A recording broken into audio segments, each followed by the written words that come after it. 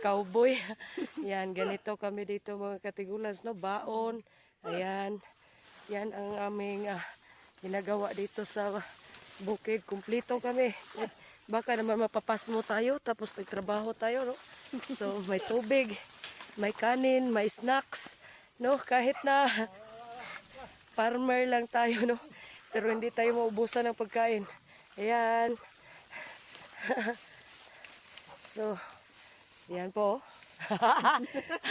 Ang sunod yan ay balon. No?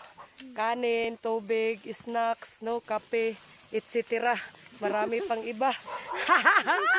So, masukal lang daan. Nauna yung kabayo. Sunod lang kami. Yan. Wow.